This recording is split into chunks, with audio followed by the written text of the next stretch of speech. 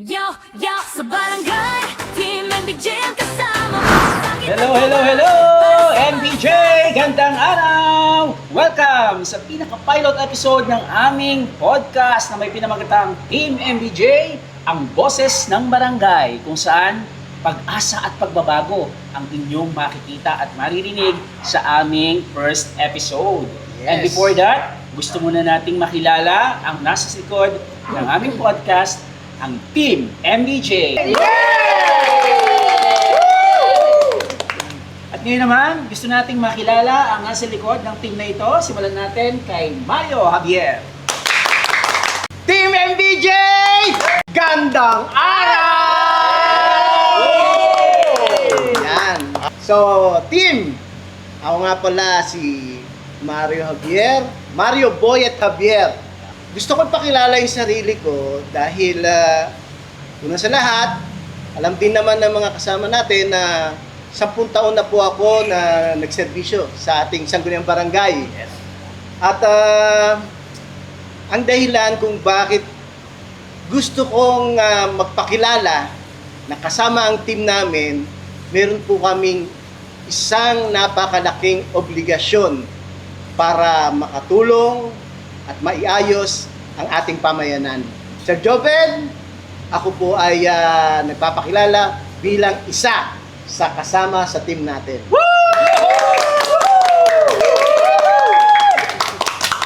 Pakinggan naman natin si Antoinette Pelaez.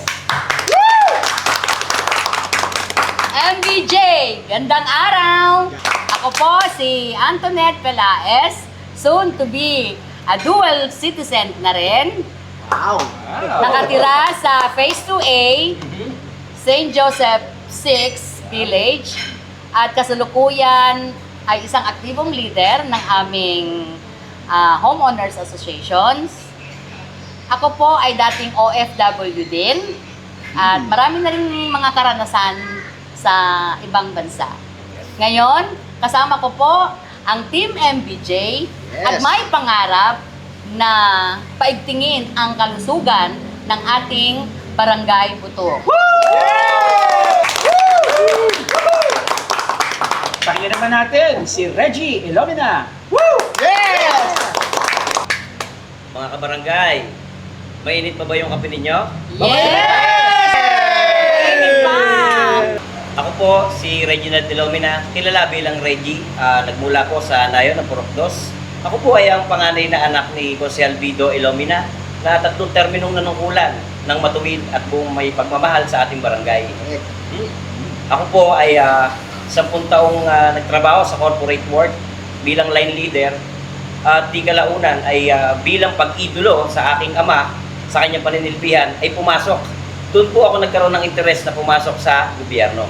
Ako po ay nagtrabaho sa LGU bilang public servant at 3 taon din pong nagtrabaho sa national bilang public servant. Sa palagay ko po, 6 years is enough para ako naman po ay bumaba sa ating barangay at makatuwang ng aming grupo na Team MBJ para sa pagsusulong ng maayos na programa sa ating barangay. At sa kasalukuyan, ako din po ay Vice President, isa po akong halal na opisyal ng aming TODA, BTA TODA, para sa sektor ng transportasyon dito sa ating bayan. So hindi naman makukumpleto kung hindi natin mapapakinggan si Limuel. Correct. Go! MBJ, gandang araw! Yes! Ako po si Limon Austria, nakatira sa St. Joseph Village 6, Phase 1A at kasalukuyan, presidente ng Homeowners Association. At currently, ako po ay 27 years na sa manufacturing company at gusto ko Yan. pong i-apply yung aking knowledge from company, subdivision at ang ating barangay. Yeah. Nang sa ganon, gusto ko po mapaigting ang kaalaman ng bawat isa. Nang sa ganon, maging maayos ang ating barangay. Yes! Pakinggan naman natin ngayon si Melay. MBJ, gandang araw! Ako po si Melay Fuentes from St. Joseph 4. Kasalukuyang SPTA President po ng ating Butang Elementary School. At kasama ko po ang team na meron po kaming iisang layunin upang mas malawak at palawakin ang edukasyon sa ating barangay. Ayun po, maraming salamat. Nice! Ito talaga yung bubuo ng team eh. So, gusto naman namin makilala, last but not the least, Nico Oredo. Yeah! MPJ, gandang araw! Ako nga po pala si Nico John Oredo, kasalukuyan pong presidente ng St. Joseph Homeowners Association. At 27 taon na po rito sa Nayon. At tuloy-tuloy po ang ating po pangarap para po mapaunlad at makatulong po tayo sa ating pong mga kanayon upang ito ay umunlad sa pamamagitan po ng Team MPJ! Ayan. So ngayon, nakilala na natin ang bawat isa kung sino-sino ba itong nasa likod ng Team FBJ.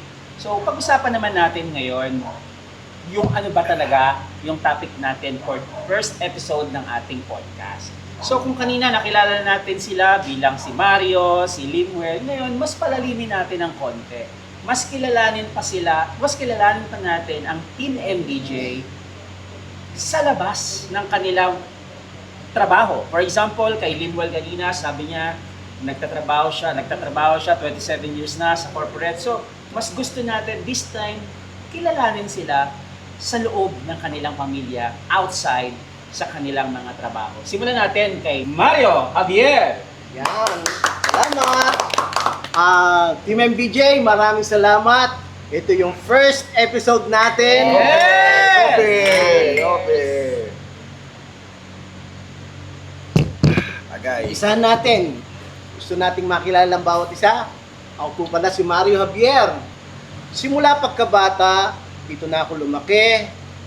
Hindi rin ako literal na ang pamilya namin ay tiga rito. So, 1978, nung kami ay napalipat dito. At kung ano yung pagkakakilala, natuto akong mangisda dyan sa dagat natin, mamante, mamumbon, at marunong din akong mamulot ng mga palay, nagtinda ng ice candy, mamasada ng ano. Yan ang buhay ko simula ng pagkabata. Nag-asawa ko, siyempre sa aking napakabait at supportive na asawa, nakapag-build kami ng isang maayos na pamilya. Hindi kami mayaman, hindi kami masasabing angat sa buhay, kundi nakakapamuhay kami ng sapat lang at tama. So, ngayon, nag-servisyo ako sa ating Sangguniang Barangay ng 10 taon bilang kagawad. At nakaranas din po akong tumakbo, mga kasama, sa ating City Council bilang isang City Councilor. Tama yan. So, Galing, haba na pala ng experience. at Pero balitaan ko, artista ka rin daw dati. dati, Artista! actually, naging assistant director ako for almost 10 years. Hindi, wala naman 10 years. Na nagtrabaho ako sa film industry. Kaya naman pala. Yeah. So yun, bilang isang may maliit na negosyo, nag-start ako ng ating pagnegosyo dito sa ating barangay. Ang pinaka magiging obligasyon ko lamang is kung paano ako makakatulong ng malaki sa ating barangay. So, hindi ko palalawakin ang usapan natin para lahat naman makapagsalita. Ako po, si Mario Boyet Javier. MPJ! At ngayon naman, pakinggan natin si Melay. Yes! Ayan. So, sino nga ba si Melay sa kanyang tahanan? Gaya ng tanong ni Sir Joven, sa labas ng kanyang trabaho. So, si Melay po ay isang simpleng nanay ng kanyang 5 anak. At meron na din po akong 5 apo. Dami. Ayan. Ang dami naman So, nun. gusto ko naman po sa aking tahanan ay ako yung palaging gusto ko systematic yung mga bagay-bagay, organisado. Kasi hindi ko alam kung yun ba ay natural sa isang nanay, no? Na gano'n ang attitude ng isang nanay na gusto organize yung mga bagay-bagay. So, simula po dun sa pagiging organized, gusto ko rin pong mai-connect sa atin pong barangay Kasi napakaganda pong tingnan kung ang ating barangay ay organisado at sistemado. Yes. Yes. Oh, wow, thank you. Napakaganda Yeah. yan, no? Yes, salamat, Melay. At ngayon, pakinggan naman natin si Antoinette Pelaez. Si Antoinette Pelaez bilang isang ina ay isang responsableng magulang.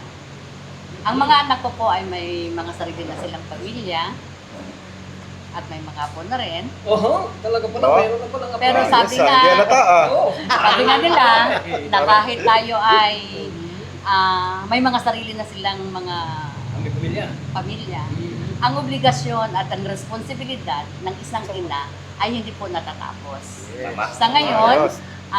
mas na-enjoy ko po ang aking oras sa aking mga apo. Ayun lang po. Go! Limwell, parang mas gusto ka pa naming mas makilala. Pwede ba naming malaman sino ba si Limwell sa labas ng kanyang 27 years sa corporate world? So, si Limwell Austria ay kilala bilang Kadyo. No? Talaga, may kadyo ka pa eh. Siyempre. Ano ba yung sabihin ng kadyo? Eh, sa lolo ko yun eh. Alam mo na yung mga sinuunang matanda. Okay. Kadyo talaga. Yung mga close ko, Kadyo tawag sa akin. Ah, Pero, Yes. Limwell Austria. So, si Limwell, isang mapagmahal na asawa, mapagmahal na anak, at ako po ay pangalawa sa aming magkakapatid. Tatlo po kami magkakapatid. So, ang katangian ko po ay sabihin natin na sa sarili mo, randam yun, napakabait ko pong tao. Wow! Siyempre. So, mabait kaya pala eh. Wala man akong Tos na kayamanan. dyan. Parang, ewan ko Sige lang ba? mga kasama, sige lang mga kasama. Wala man akong kayamanan. Ang kayamanan ko ay mga kaibigan. Wow! Galing! Marami akong kaibigan. Di ba? Yun lang, ipakakilala lang ko yung talaga. sarili. Kaibigan lang, kumbaga, lalo na sa ating mga kasubdivision, marami na ako naka-close. Dati, hindi naman kasi kami nalabas dyan.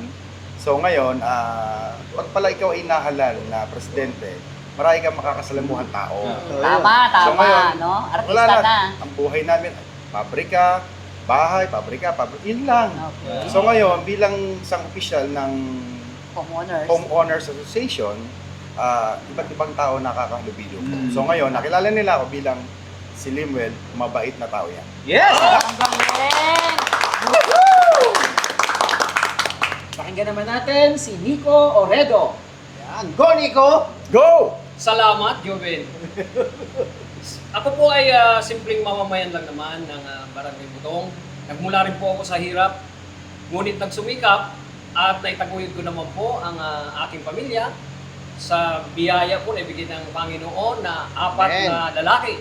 Dami Naman eh. At, Dami bodyguards. Kasalukuyan po, nakapagtapos na naman po ng pag-aaral ang dalawa at Okay. may sarili na pong pamilya ang panganay.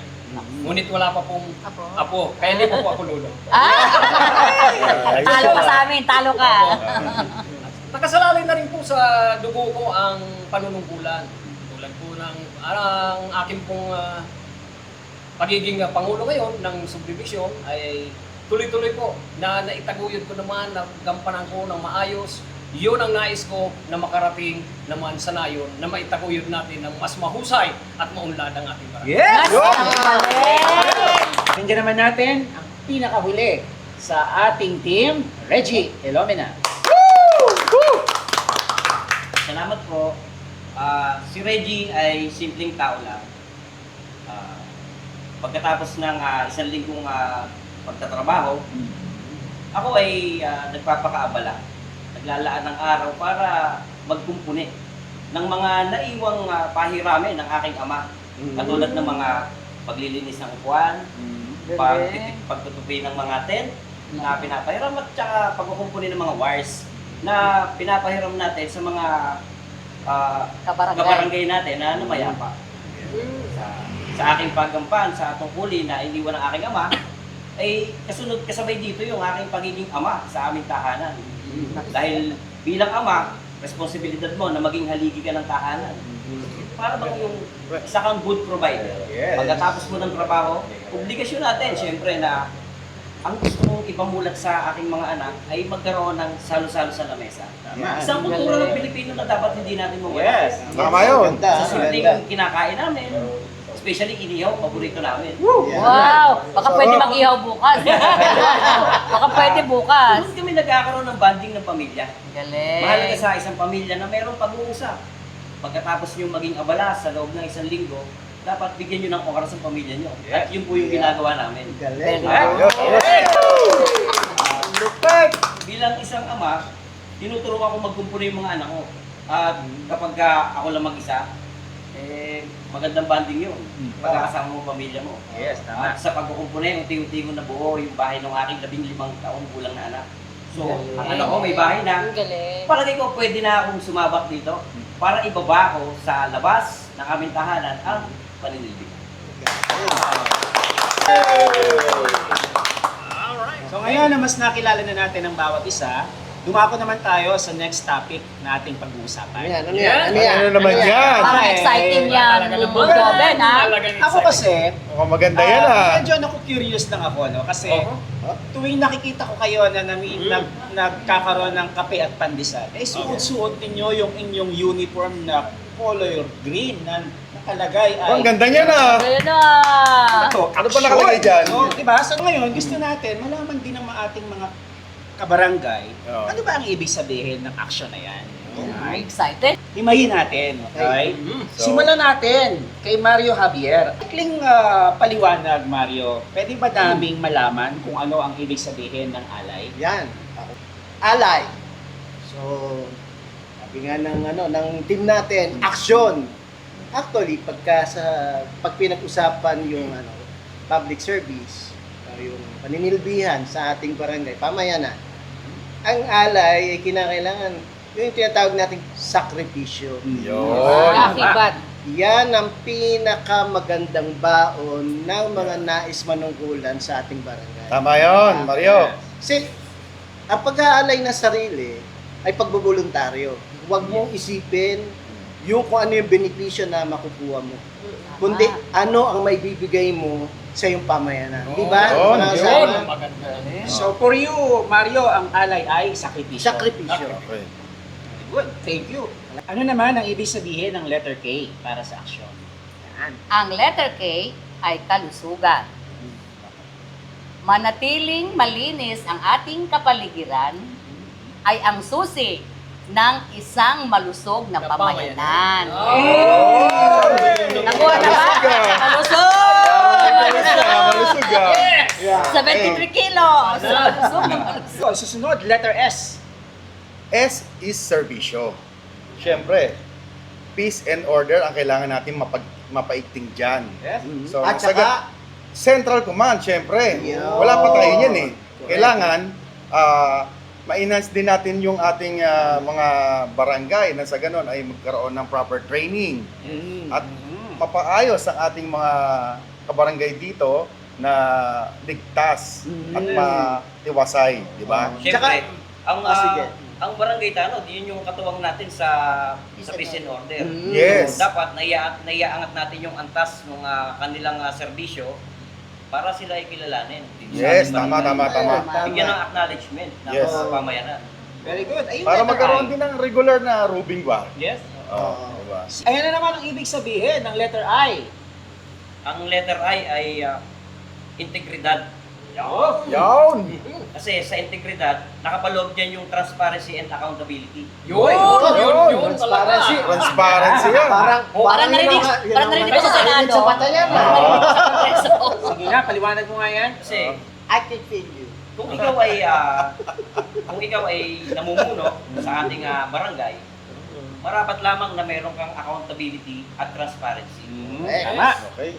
Dahil sa pag-uulat mo, especially sa kaperahan, Oo. Yan! Para dapat sa... Tumbok mo yan. ipinapakita mo sa nasasakupan kung paano mo gastusin ang pondo ng barangay. Correct. Unang-una, iuulat mo rin yung mga proyekto mong napagtagumpayan. Tama. Ang pangalawa, yung mga ongoing projects dapat updated. Yun. Yes. At ang pangatlo, yung mga plano na mga susunod na proyekto Mm. para sa mas ikaw-unlad at sa mas pagiging progresibo ng ating barangay. Tama. Tsaka dapat laging may 1-year plan. Ha? Kaya- Pagdaganyan na tama. ano. Oo. Kaya tayo naghahalal ng mga mamumuno dahil mapagkakatiwalaan sa pamamagitan ng transparency. Yeah. Yes, thank you. Ano naman ang ibig sabihin ng letter Y? Letter Yeah. Y. Why? Why? Why? Why? Ito po ay yakap. Ah, Oh, wow. Yakap saan ba yan? Sa bayan. Oh. Ito po yung makataong serbisyo na kinakailangan po, hindi kamag-anak. Dapat po, kung ikaw manunungkulan sa barangay, lahat po dapat Walang pagpapalagay. pinipili. Para sa Yung lahat. po ang Yes. serbisyong tunay para sa lahat. Walang sinisino. Pantay-pantay. Wow, thank Galing. you, Nico. Ay, yung letter O. Ang letter O naman ay oportunidad. So malaking factor po ito sa ating barangay. Yes. Ako, Kasi may kailangan factor po pa. Factor May pa. factor. ang ating mga Factor ba yan? kabarangay, ang oportunidad para po mas lalo tayong lumago, maging maunlad ang Samantalahin natin. ang barangay. No? So kalakip doon yung oportunidad, syempre kailangan meron tayong mga serbisyo kagaya ng scholarship kasi mag-start yan sa education eh. Paano ba tayo uunlad? Syempre kailangan natin ng karunungan. Paano tayo magkakaroon ng karunungan? Scholarships, yan. Pwede natin i-offer sa Yes, kanila. totoo. So yun po. Employment. Kasi syempre, paano tayo uunlad kung wala tayong hanap buhay? Tsaka Diba? Melay, isa yan sa naging advocacy. Nung magkaroon tayo ng Barangay Employment Board. So, kasi gawa ng isa yan sa pinakailangan na makapag-produce ang mamamayan natin ng trabaho. Lalo na, kinakailangan gobyerno ang maging instrumento. Yes. So, sa team natin, natutuwa ako kasi yan ang naging focus. At saka po meron din po tayong mga government na nag-o-offer kagaya po ng peso. Okay. Meron din po tayong mga sectoral group na nagbibigay ng training. Mga livelihood, mga livelihood. Diba? Oh, yeah. O paggagawa ng sabon, ng basahan. So sa mga nanay, magkakaroon Pastries. sila ng hanap Pwede buhay, rin. diba? So yun po, magkakaroon po tayo ng malaking oportunidad para sa ating mga kabarangay. Umunlad. Para mas Umunlad. lalong umunlad Ah. at maging angat ang buto. Ang isa pa, susundot lang ako ng konti. Oh, sige. Sige na. Sige nga, ano kayo? Di ba nagkaroon tayo ng talakayan sa mga mangingisda? Okay. Ang napag-usapan natin noon, nung tayo nakausap natin sila, yung oportunidad nila na tumagal tayo, tumanda tayo rito sa barangay, wala tayong talipapa. Yun! Pag nagtayo tayo So, ng ibig mo talipapa, sabihin, Mario, maggagawa tayo ng sariling talipapa. dapat. Yun ang kailangan ng barangay. Sa napakatagal na panahon na ang mga mangingisda, kasama rin pala nila yung mga asasawa nila na nagtitinda ng mga isda. Kaya pala marami nagtitinda dyan sa mga kalsada. Correct. Kalat, kalat? So, bali, i-standardize natin yung mga nagtitinda ng mga isda. Yung establishment, kung Yes. saan nila pwedeng itinda ang kanilang May produkto. magkakaroon ng kaayusan ang nayon. Tama. Exacto. Sige, Mario, pwede bang ituloy-tuloy mo na yung letter N? Ano ba ibig sabihin yan? Yan, nagkakaisa. Yun. Parang tayo, nagkakaisa. Diba? Yes. Oh, Yan kasi ang pinaka yan ang Keyword. pinaka-keyword ng success ng Yes. lahat. Kay pamilya, kay kumpanya, lalo pa kaya ng gobyerno. Yes. Kapag ang gobyerno nagkakaisa, ang mga mamamayan yan, lahat gumagalaw. Yes. Teamwork yan. Teamwork yan. Kaya nga sabi ko, pagka lagi tayo nagkikita-kita, nagkakaisa yung isipan natin, nagkakaroon tayo ng magandang talakayan. Katulad itong pangyayari sa atin. Nabubuo yung ideas. Nabubuo yung idea Yes. na Nagko-collaboration. collaboration. First time lang mangyayari sa pagtakbo ko sa politika na merong mga ganitong Talakayan. talakayan. Yeah, good, ha? Yan ang nagkakaisa. Okay. Napakaganda naman pala ng ibig sabihin nitong aksyon na ito. So, Team MBJ, ready na ba ang lahat para umaksyon? MBJ! Action! Napakabilis naman talaga ng oras. Oo. Bitin na bitin, no? Bitin! Parang ang dami-dami pa nating gustong pag-usapan, gustong talahayin. Parang ang tayo pa Pero gusto sabihin eh. kailangan na nating tapusin muna, Yeah. pansamantala. Kasi sigurado, ubus na yung Meron papel pa ng naman ating mga susunod nanonood. Of course, marami pang susunod. Patikim pa lang to. Sunod yung Okay. kape natin. At syempre, bago tayo magtapos, gusto nating hingaan ng huling mensahe ng ating isang bisita dito, si Mario Javier. Yan. Maraming salamat, Joven. Maraming salamat. Welcome. Yan. Sa inyong lahat, mga kasama ko, Melay, Nico, yan. Yan. At Reggie, salamat. Tonet, and Wingwell. Yes! Yan. Sa ating mga kabarangay, dito sa Butong, ang Team MBJ ay narito hindi para magbida-bida, Yes. kundi para mag-alay ng tapat at bukas na serbisyo. Bilang inyong mga kapitbahay, yan, kaibigan. Abangan nyo rin yung mga susunod nating programa. Mas masarap na magkwentuhan. Yan. Yan. Kapihan! Siyempre, may kasamang pandesal. Wala tayong pandesal ngayon. Para sa bawat pamilya. Yan ang Pilipino eh. Yan, sama-sama po natin salubungin ang bagong umaga ng Butong. Maraming salamat, Mario, sa iyong napakagandang mensahe para sa ating mga tagapakinig ngayong araw na ito. Nais din po namin linawin sa lahat ng nakikinig ng ating podcast na binuo ngayong araw bilang isang bukas na espasyo para sa kahit sinong gusto magbahagi Yan. ng magagandang plano at inspirasyon para sa ating komunidad. Yes. At layunin natin na maging mulat at magkaroon ng tamang informasyon ang bawat isa sa atin dito sa ating barangay. Maraming salamat sa pagsama sa amin sa pilot episode ng Team MBJ.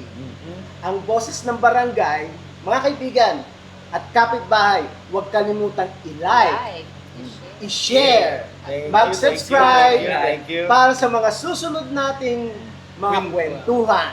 Lagi mong tatandaan, Boses mo, Kwento mo. barangay mo!